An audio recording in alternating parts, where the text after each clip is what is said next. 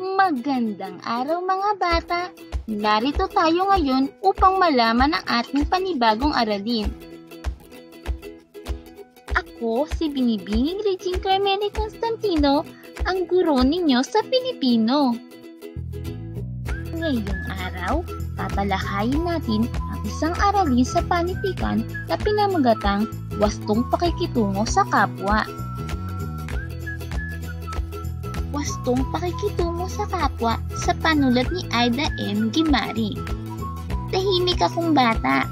Nagsasalita lamang ako sa paaralan kung may itatanong at kung tinatanong ako ng aking guro at kaklase.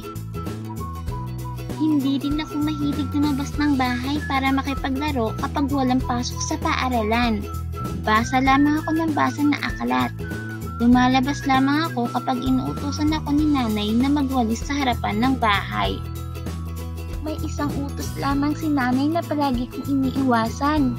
Hindi ako nauubusan ng dahilan sa tuwing inuutusan niya akong kunin ang binili niyang prutas at gulay sa aming kapitbahay.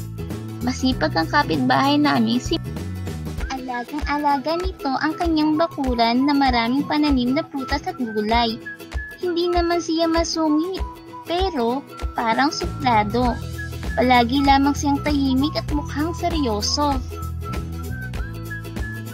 Isang araw, nagulat ako na ipilit ni nanay na ako ang kukuha ng pinamaniliyang prutas at gulay kay Mang Vicente. Naitanong daw kasi ng matanda kung bakit tila natatakot ako sa kanya. Wala akong nagawa kundi, "Charlie, kumusta ang iyong pag-aaral?" Nagulat ako nang marinig ko ang kilab musikang boses ni Mang Vicente. Maganda at malamyos pala ang tinig ng matandang lalaki. "Pasok ka muna sa loob ng bahay."